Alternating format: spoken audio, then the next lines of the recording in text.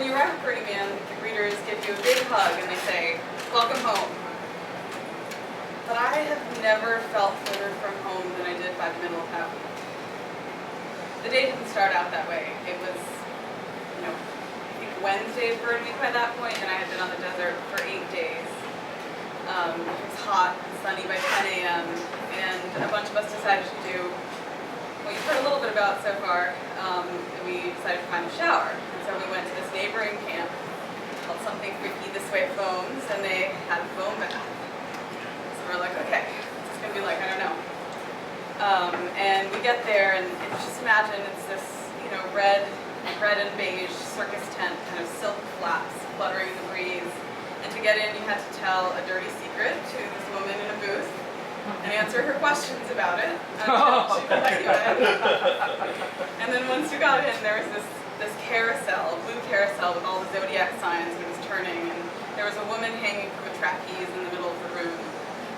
And there was a woman in a plastic box in the middle playing the electric fiddle. And all of these people who were just dancing and stripping and, hugging each other and so happy about being clean. And then we were herded into this little plastic box, and everybody's waiting for the foam to start, and they hit us with this cold peppermint foam, and you're like rubbing each other and rubbing everybody around you, and trying to get the dust off of everything and not get it in your eyes. And I thought it was going to be an intimate experience, more intimate, very, very utilitarian and kind of overwhelming. And then they herded us out into the sunshine, and we were drying off and oiling ourselves, and it was so magical. It was fantastic. I had heard about the foam, and I could not have imagined this experience. And as we were walking home, I felt wild and wonderful and free, and it was exhilarating. But then that feeling started to expand, and I felt free, but it was like I was untethered, like I was floating in space, like I was completely disconnected from my reality. And I couldn't remember my sister or my nephew in DC, and I knew that I had a dog, but I didn't feel like I missed her at all. And then I tried to think about my mother, and I couldn't remember her face, and it was really scary. I felt like I was totally alone. And somebody suggested, well, maybe you should go to the temple. I said, well, it's a good idea. It seems like where people go to feel things. So I went to the temple, and I grabbed my bag, and I got on my bike, and the dust had started to kick up, and it was completely white all around me. I felt like I was riding by myself in the middle of this cloud, and you could just see these murky, dark shapes kind of whizzing past other people on their bikes. And there was this point of wood in the distance, and I knew I had to get to the temple. If I got to the temple, I would be okay. I would feel like myself again. So finally I was riding, and the temple emerged from the dust. And it was this beautiful wooden archway, sort of tapering back in this spiral. And in between the ribs of each of the arches in the temple, people had made these little altars, had photos of loved ones that they had lost, and they were writing things in Sharpies on the wall, things they wanted to let go of. The idea is when we burn the temple, it helps you release what you need to let go of. So, people were holding each other, and they were crying, and it felt like the whole room was vibrating with emotion. And I walked around in there, but I didn't feel any of it. I felt like I was floating on top of it. I couldn't access that part of myself.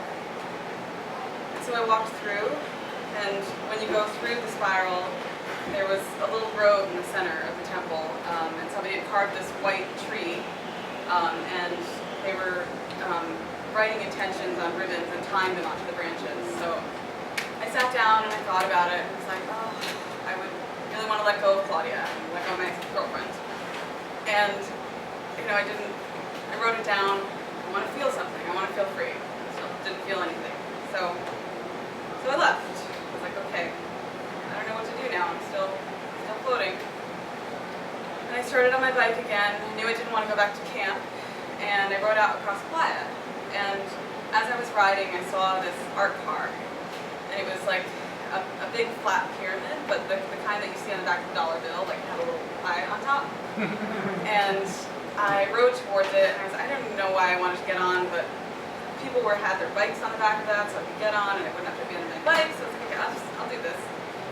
And so I caught up to it, and I got on the art car, and I fumbled around, and I looked for a drink, and I listened into the conversations of people around me, and I still didn't really know how to get in.